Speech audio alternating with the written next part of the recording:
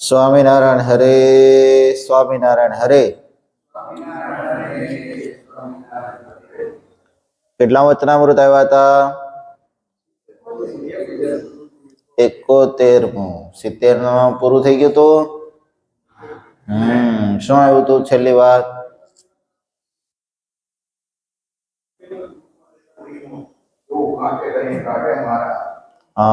મહારાજે 2 વરદાન માંગ્યા હતા એની વાત આવી હતી કે અમારો આશ્રિત હોય એ ક્યારે અંદરનું વસ્ત્ર કરીને દુઃખી ના થાય, અને એમને કઈ દુઃખ આવવાનું હોય તો એ દુઃખ અમને થાય, અમને રૂવાડે રૂવાડે કોટી વીછીની વેદના થાઓ પણ અમારો આશ્રિત ક્યારેય પણ દુઃખી થાય નહીં. સંવત 1876 ચૈત્રવદી ચતુર્થી ને દિવસ સાંજને સમયે શ્રીજી મહારાજ શ્રી ગરડા મધ્યે દાદા ખાચરના દરબારમાં આથમણે બાર મેડીની આગળ ઓટા ઉપર ઢોલિયો ઢળાવીને વિરાજમાન હતા. થોડો ખેસ પહેર્યો હતો, થોડી ચાદર ઓઢી હતી અને માથે થોડો ફેટો બાંધ્યો હતો, અને પોતાના મુખારવિંદની આગળ મુનિ તથા દેશ દેશના હરિભક્તની સભા ભરાઈને બેઠી હતી, અને મુક્તાનંદ સ્વામી અધિક સાધુ વાજિંત્ર વજાડીને કીર્તન ગાતા હતા. કઈ તિથિ આવી કોણ કહે?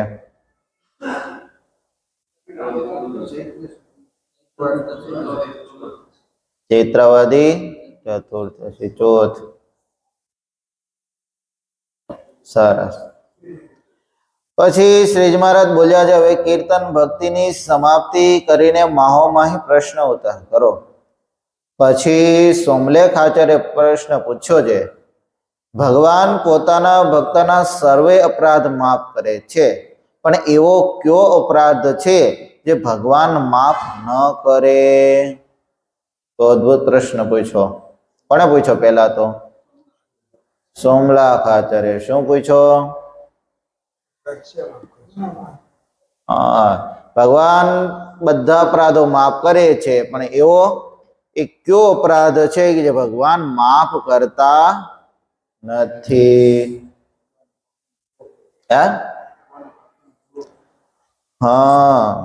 પછી શ્રીજી મહારાજ બોલ્યા છે, બીજા સર્વે અપરાધ માફ કરે છે, પણ ભગવાન ભક્તનો દ્રોહ કરે એ અપરાધ માફ કરતા નથી. માટે ભગવાનના ભક્તનો કોઈ પ્રકારે દ્રોહ કરવો નહીં. લો, મહારાજ કે ભગવાન બધા ભૂલ દ્રોહ માફ કરે છે, પણ ભગવાનના ભક્તોનો દ્રોહ એ માફ કરતા નથી. લો, ભગવાન બધું માફ કરી દે, A to Z જે કાંઈ કહેવાય. નોકર મહારાજે વચનામૃતમાં કીધું, મહારાજ કે પાંચમાં પાપ કરનારો હોય એનો પણ છૂટકો થાય, પણ ભગવાનના ભક્તનો દ્રોહ કરનારો એનો ક્યારેય છૂટકો થતો છે નહીં. લો, પાંચમાં પાપ હોય, કદાચ ગમે શું કહેવાય, ગમે તે ગૌહત્યા, ગમે એટલી ગૌહત્યા કરી નાખી હોય, ભૂદેવની બ્રાહ્મણોને હત્યા કરી લીધી હોય, ગુરુશ્રીના સંગ બધું જ કર્યું હોય, પંચમાં પાપ કર્યું હોય, પણ મહારાજ એનો છૂટકો થાય. લો, શાસ્ત્રો એ ના પાડી દીધી, ભાઈ છૂટકો ન થાય, આનો દ્રોહમાંથી પ્રાયશ્ચિત કરું, પાપમાંથી પ્રાયશ્ચિત કરું, તો બહુ જ અઘરી વાત છે. પણ મહારાજ કે એનો છૂટકો કોઈક કાળે થશે, પણ ભગવાનના ભક્તનો દ્રોહ થાય એનો કોઈ છૂટકો છે નહીં. તો વિચાર કરો, મહારાજ લક્ષ્મી વાડી ફરતા હોય અને ઘાસનું થૂથું હોય એ ખાલી માણકીના પગના એડી હેઠે આવે અને ઉખડી જાય, તો એ સત્સંગની અંદર અવતાર ધારણ કરે, અને સત્સંગની અંદર અવતાર ધારણ કર્યા પછી મહારાજ એને પૂછી પૂછીને કામ કરે. આવી ઘટનાઓ સંપ્રદાયમાં બની છે ને? આ વસ્તુ બધી બની છે કે ભગવાન નહીં જોઈ શકતા. કોઈ ભગવાન ભક્તનો દ્રોહ કરે તો ભગવાન એ જોઈ શકતા છે નહીં. મહારાજથી ખાલી માણકીના ઠેબાથી એટલું થયું હતું તોય મહારાજને શું કરતા હતા? અનંત કોટી બ્રહ્માંડનો ધણી એને પૂછી પૂછીને કામ કરે વીરા ભગતને કે આમને ધામમાં લઈ જાઓ, આમને ધામમાં ના લઈ જાઓ, શું કરવું? લો, જીવા ખાચર હતા, કેટલું બધું મહારાજ માટે કરતા, આ બધું કરતા, પણ મહારાજની જે દાદા ખાચર હારે ઈર્ષા હતી એ મહારાજને ગમતી નહીં. અલૈયા ખાચર હતા, અલૈયા ખાચરને શું હતું? માન જોતું હતું. મહારાજ બહુ આપેલું. ભક્ત ચિંતામણીમાં આવે ને આમે ચરિત્રોમાં આવે છે કે મહારાજ એમને સત્સંગ કરાવવા મોકલા પોતાનો જામો પહેરાવીને. હું પોતાનો જામો વસ્ત્રો પહેરાવીને મહારાજ એને સત્સંગ કરાવવા મોકલતા. લો, સત્સંગ કરાવો, જાઓ. મહારાજ તો સત્સંગ કરાવો એને મહારાજ મોકલતા.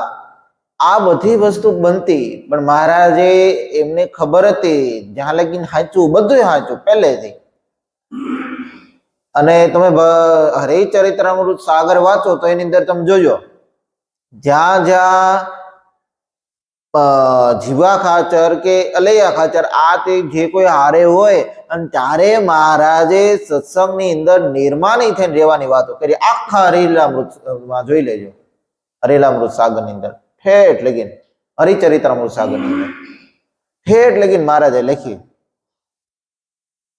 કેમ? અને છેલ્લે જ્યારે મુક્તાનંદ સ્વામીનો દ્રોહ કરવા લાગ્યા, ખાલી તલવાર કાઢી લીધી, પછી મહારાજે ના ચાખ્યું. પછી મહારાજ કે હવે તો આ કાંટો કાઢવો જ પડશે. અને પછી ગેલામાં સ્નાન કરતા હતા અને ધોતિયું ખેંચી લીધું, બસ એટલી વાતમાં પૂરું થઈ ગયું, માટલું અબડાઈ ગયું. એટલે બહુ અટપટી વાત છે કે ભગવાનના ભક્તોનો દ્રોહ કરે તો એ ભગવાન માફ કરતા છે નહીં. બાકી આવા ગમે તે કરી લે તો એ બધું ભગવાન માફ કરી દે. બધું ભગવાન માફ કરે, પણ આ વસ્તુ ભગવાન માફ નથી થતી. અને વળી ભગવાનના સર્વે અપરાધ થકી ભગવાનના આકારનું ખંડન કરવું એ મોટો અપરાધ છે. લો, આ અપરાધ છે. મહારાજે ભગવાનના ભક્તોનો દ્રોહ કીધો એ સેકન્ડ છે સ્ટેજ. કેટલું છે? સેકન્ડ. પણ ફર્સ્ટ સ્ટેજ શું છે? તો કે ભગવાનના આકારનું ખંડન કરવું નહીં. આ આખું વચનામૃત છે ને એ ભગવાનનું સાકાર નિરાકારની વાત આવે છે પહેલા પ્રશ્નમાં. એટલે ભગવાનના આકારનું ખંડન કરવું ને મહારાજ કે એનાથી મોટો અપરાધ છે. કારણ કે ભગવાનના ભક્તો છે એ તો બીજા નંબરે છે, ભગવાનને માને છે, ભગવાનને પૂજે છે, ભગવાનનો ભક્ત થયો. પણ આ તો ભગવાનને નથી માનતો, તો એનું તો કોઈ ઉપાય ઓલું જ છે નહીં. તે માટે એ અપરાધ તો ક્યારે પણ કરવો નહીં. અને અપરાધ કરે તો એને પંચ મહાપાપ કરતા પણ અધિક પાપ લાગે છે. અને ભગવાન તો સદા સાકાર મૂર્તિ છે, તેને જે નિરાકાર સમજવા એ જ ભગવાનના આકારનું ખંડન કર્યું કહેવાય. લો, ભગવાન તો સદા દિવ્ય સાકાર મૂર્તિ છે, એમને નિરાકાર સમજવા તો એ જ ભગવાનના આકારનું ખંડન કર્યું કહેવાય. તો ભલભલા શાસ્ત્રીઓ, ભલભલા પંડિતો આમાં ગોથા ખાઈ જાય. વક્તાઓ, મોટા મોટા વક્તાઓ પણ આમાં ગોથા ખાઈ જાય છે. હા, જો મહારાજ વખતે અમદાવાદના કેશવ પંડિત કરીને એક હતા. ચરિત્ર બહુ આમ અટપટું છે, તો જાણ ક્યારેક ન હોય, ક્યારેક હોય. હરે સત્સંગી ભૂષણમાં આ ચરિત્ર લખેલું છે કે કેશવ પંડિત હતા, એમને પોતાને માન ખરું થોડું કે આપણે પંડિત છીએ, શાસ્ત્રોને જાણનારા છીએ, તો ભગવાન અત્યારે પ્રગટ થાય નહીં. કળિયુગની અંદર ભગવાન પ્રગટ થાય ને, ભગવાન તો નિરાકાર છે, એને કોઈ જરૂર નથી, નામ છે ને તે છે ને બધું રાખતા એનું. પછી મહારાજ એકવાર અમદાવાદ પધાર્યા. એ વખતે કેશવ પંડિતને મહારાજ સભા કરીને, નવા વાસ હતો ને એ નવા વાસની અંદર સભા કરીને મહારાજ બેઠેલા. ત્યાં કેશવ પંડિત આવ્યા અને કેશવ પંડિતે ચાલુ કર્યું બધું એનું ભાઈ તમે અત્યારે કેમ પ્રગટા છો ને અત્યારે છે નહીં કળિયુગની અંદર મારી સાથે શાસ્ત્રાર્થ કરો, આ કરો તે કરો. મહારાજ કે અમે તો કઈ ભણ્યા છીએ નહીં. પછી તો ટાઢો પડી ગયો કેશવ પંડિત.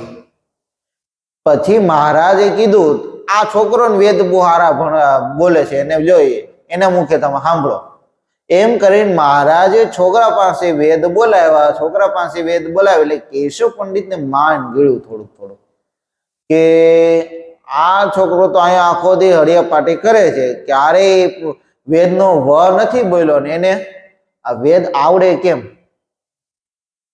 અને પછી પોતે થોડુંક થઈ ગયું કે ના વાત સાચી. અને પછી મહારાજ એને સમાધિ કરાવી. સમાધિની અંદર પછી બધા ધામો દેખાડ્યા અને અક્ષરધામ દેખાડ્યું ને આ બધું થયું. પછી માનતો થયો અને માનતો થયો પછી મહારાજને કે મહારાજ મને તમારો સાધુ કરી દો. મહારાજ કે તમને સાધુ કરવા છે નહીં, તમે અહીંયા જો ને સત્સંગ કરાવો બધાને. લો સત્સંગ કરાવો અને ભગવાનને નિષ્ઠાની દ્રઢ કરાવો, ભગવાનની નિષ્ઠા. એમ પછી કેશવ પંડિત જીવા ત્યાં સુધી ભગવાનની વાતો કરી. આ તો પેલા માણસને શું થઈ જાય, ભગવાન છે કેવા છે નિરાકાર ભલ ભલા. અને એમાં વેદ શાસ્ત્ર ગણાવો એટલે આપણા હિન્દુ સંસ્કૃતિ પ્રમાણે, હિન્દુ ફિલોસોફી પ્રમાણે કેટલા છે? 6 વેદ, દ્વૈત, અદ્વૈત, વેદાંત છે 6 પ્રકારના. એમાં શુદ્ધાદ્વૈત આવે, વિશિષ્ટાદ્વૈત આપણો આવે. આ બધા પ્રકારના વેદાંત છે. એમાંથી અદ્વૈત છે જે શંકરાચાર્ય વાળા, એ બધા ભગવાનને કેવું કહે છે? નિરાકાર છે. ભગવાન કેવા છે? નિરાકાર છે. ભગવાન કોઈ દી સાકાર થતા છે નહીં. અને આના ફિલોસોફી છે તો ભલ ભલા પંડિતો, વક્તાઓ, ફિલોસોફરો આના ફિલોસોફી અપનાવે છે જીવનમાં અને અપનાવે છે. ભલે પછી ભાગવતની કથા કરતા હોય, રામાયણની કથા કરતા હોય, શિવ મહાપુરાણની કથા કરતા હોય, બધા નિજેની કથા કરતા હોય, પણ ભગવાનને કેવા કે? નિરાકાર જ કે. ભગવાનને સાકાર કે નહીં. અને ત્યારે મહારાજે મોટા મોટો અપરાધ તો ભગવાનને નિરાકાર સમજવા છે. આપણે કેવું છે ખબર? સત્સંગની અંદર જન્માન ત્યાંથી જ આપણે ગળથુથીની અંદર જ આપવામાં આવ્યું કે ભગવાન કેવા છે? સાકાર છે. પછી એકવાર જો માઇન્ડમાં ઘૂસી ગયું ને ભગવાન નિરાકાર છે, પછી આ થૂથું ક્યારેય નીકળતું જ નથી. લો મહારાજ વખતે ગોપાળાનંદ સ્વામી ના આશીર્વાદથી એક પુત્રનો જન્મ થયેલો. એને કોઈ કુસંગે કરીને ભગવાનને નિરાકાર સમજવા લાગ્યા. તો પછી અદ્ભુતાનંદ સ્વામી ગામડાઓ ફરતા હતા, ત્યાં એમને મળેલા. ભગતનું નામ ભૂલી ગયો પણ એ મળેલા. પછી ગોપાળાનંદ સ્વામી, અદ્ભુતાનંદ સ્વામી ગોપાળાનંદ સ્વામી વાત કરી કે સ્વામી આવી રીતની વાત છે. અને ત્યારે ગોપાળાનંદ સ્વામી ગયા, 7 દિવસ સુધી સત્સંગ કરાયો. કેટલા? 7 દિવસ સુધી સત્સંગ કરાયો. સાકાર નિરાકારની વાતો કરી, વેદાંતોની વાતો કરી, આ બધી વાતો કરી. ત્યારે માણ ઓલાને મનાણો કે ભગવાન કેવા છે? સાકાર છે. લો કેવડો મોટો રોલ છે કહો. એકવાર લાગી જાય પછી આ છૂટતું છે નહીં. પછી જો કોઈ વાતો કરે ને કે આ તો બધા વાતો કરે, શું થાય? આ તો બધા વાતો કરે, એવું થઈ જાય છે.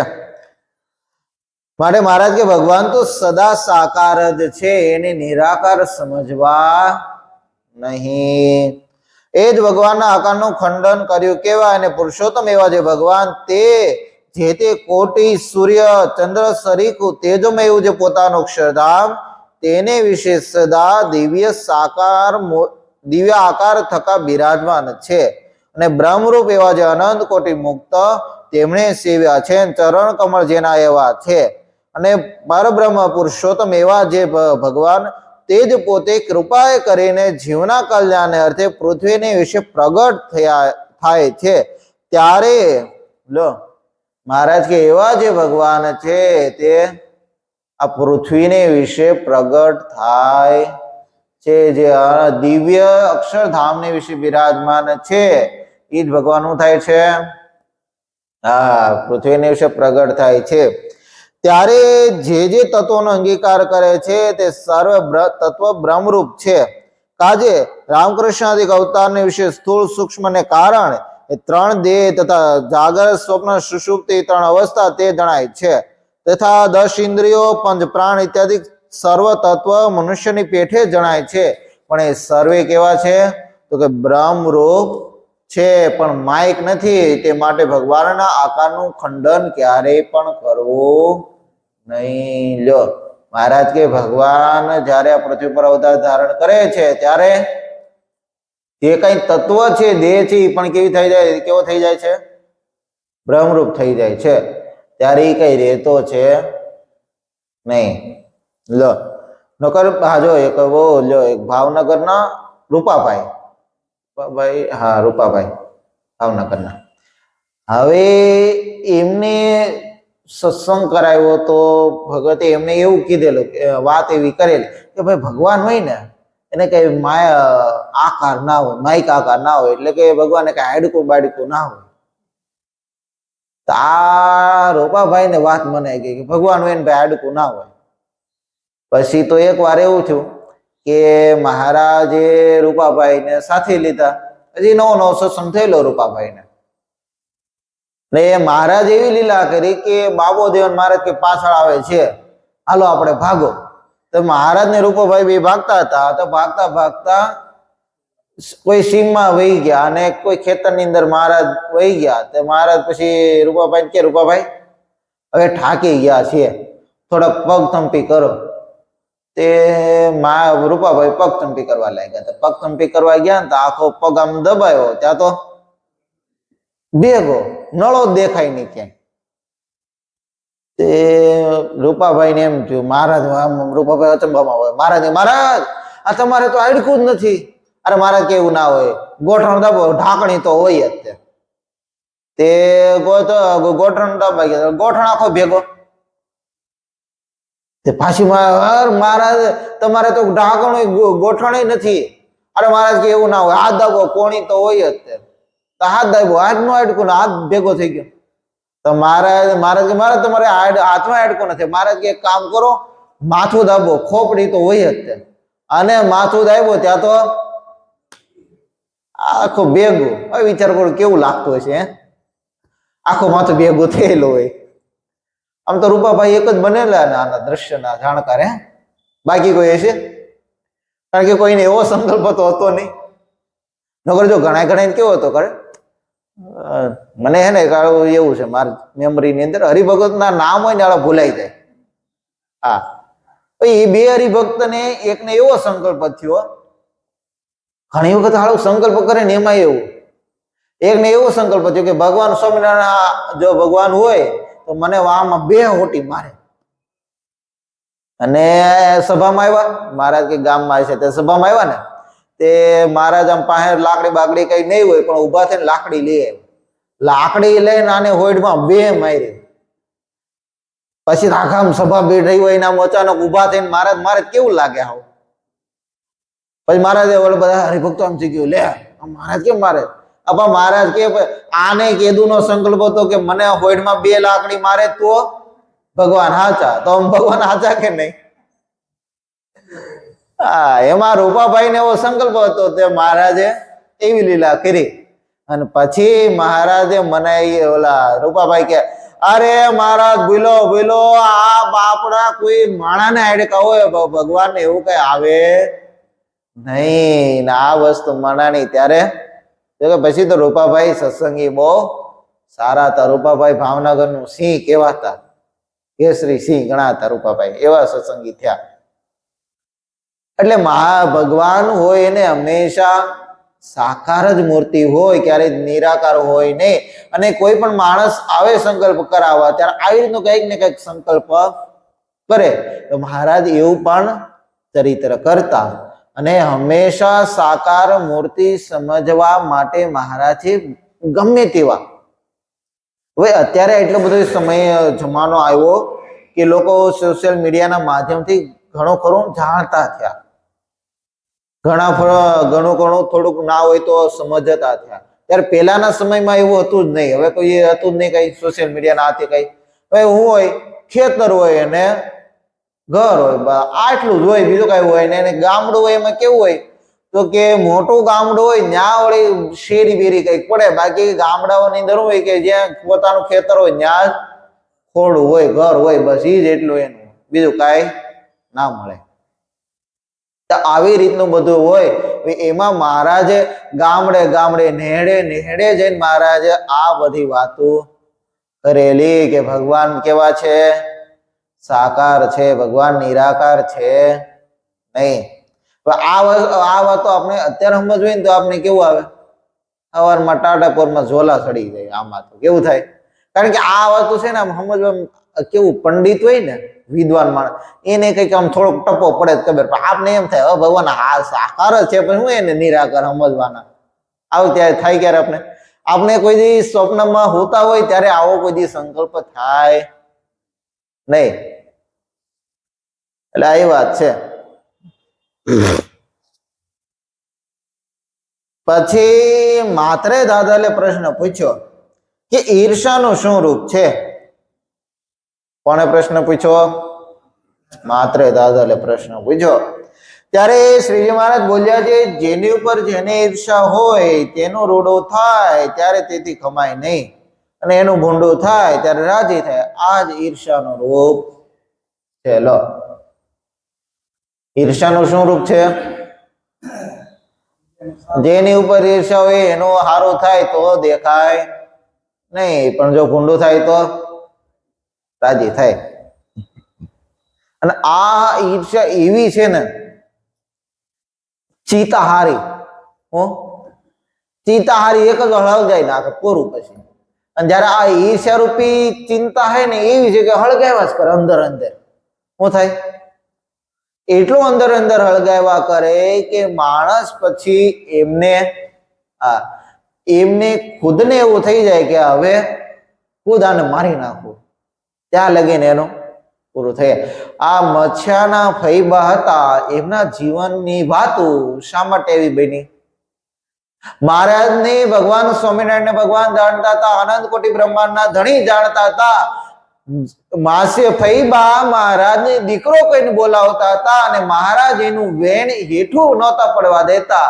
એમને ફૈબાને રાજી કરવા માટે મહારાજે 5 નિયમો લીધા કે હું પગની અંદર પગરખા પહેરીશ, હું સારા પોશાક પહેરી, હું શિયાળામાં ગરમ પાણી નાહીશ, હું એકાદશીના ઉપવાસ કરીશ નહીં. જેવું ફૈબાએ કીધું એવું મહારાજે કરેલું. પણ મહારાજનું કીધેલું એક વસ્તુ ફૈબા કર્યા નહીં. અમુક વાતો સત્સંગની અંદર એવી જોવા મળે છે કે જે ગરડા મધ્યના જે વચનામૃત હતા, પ્રથમથી લઈને 32 લગી, આ જે વચનામૃત હતા, કાં તો પછી 32 થી લઈને 67 લગી આ જે વચનામૃત હતા, તો એ વચનામૃતો મચ્છાઓના હતા, ગઢપુરના હતા નહીં. પણ જેવું ફૈબાનું આચરણ નીકળ્યું, મહારાજે ત્યાં ગામનું પાણી હરામ કર્યું, પછી આ સત્સંગની નામો નિશાન નીકળી ગયો, અને વચનામૃત કેના નામે ચડી ગયા? ગઢપુરના નામે. હજી એક એવું વચનામૃત છે, પ્રથમનો 75મો, હમણાં જ આવશે, જો લાઈનમાં છે ત્યારે વાત. આમ તો 75માં વાત કરશો, ત્યાં નથી કેવી. પણ ઈર્ષા એવી છે કે ફૈબાને જીવન પર્યંત સુખી કરી. નોકર બહુ એટલે બહુ મહારાજ પ્રત્યે ભાવ હતો એમને. નોકર મહારાજ ક્યારેય પણ એવું કરે, પગમાં પગરખા ન પહેરતા. કોઈ ગમે એવું આવીને કે તો ન પહેરતા. શિયાળામાં ટાઢા પાણી નાવું, કોઈ દી ગરમ પાણી ના નાય. વૈરાગ્ય એટલો બધો હતો કે માતાનું રુધિર રહેવા પામ્યું નહોતું. તો ફૈબાનું માને કોઈ દી? માને? ફૈબા કીધું એટલે મહારાજ કરવા માંડ્યા. મહારાજે એ કીધું કે ફૈબા તમે આટલું વચન મારું માનો કે તમારા વહુને પાછા બોલાવી લ્યો.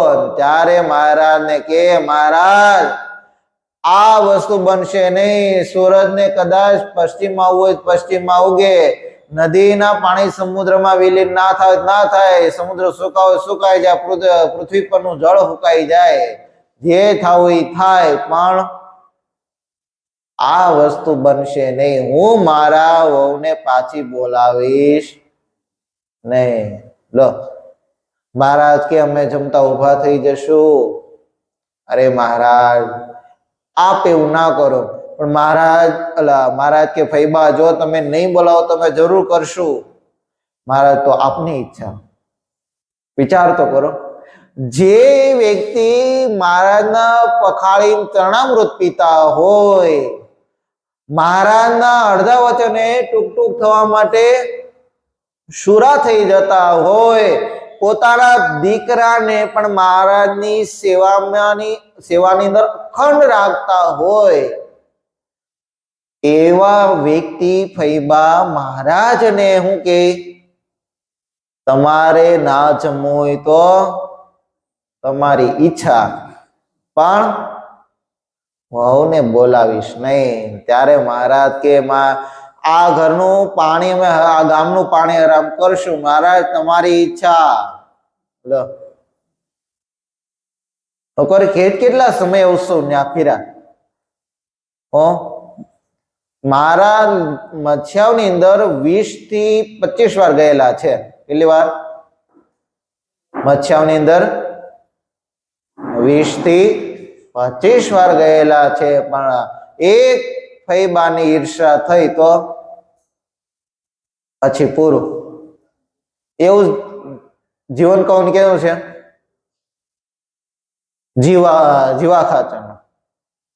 જીવા ખાચરના જીવનની અંદર આમાં આ બધાના જીવન એવા છે કે આપણે અત્યારે આપણે બધી વાતો કરીએ છીએ, આ શેની માટે છે? તો કે આપણા જીવનની અંદર એવું બને નહીં. કારણ કે ઘણી વખત શું થઈ જતું હોય, આપણે ધારતા હોય કે આમ છે, આ તો ચરિત્ર આનું છે, તો એની ઉપર એવું જ થાય. પણ શું થાય? આ ઈર્ષા તો કે જીવા ખાતર ઉપર, માન તો કે અલૈયા ખાતર ઉપર. આપણે તો ભાઈ સત્સંગની અંદર દાદા ખાતર છે. શું થઈ જાય? એટલે એ બધા ચરિત્ર તો કરીને વહી ગયા. એની માટે આપને શીખવાડવા માટે ભાઈ આવું કરાય નહીં. તો જીવા કાચરના જીવનની અંદર એવું બને કે મહારાજ ને મારવા માટે 7 વાર તૈયાર થયેલા. કેટલી વાર? 7 વખત મહારાજને મારવા માટે જીવા ખાચરે કાવા દાવા કરેલા.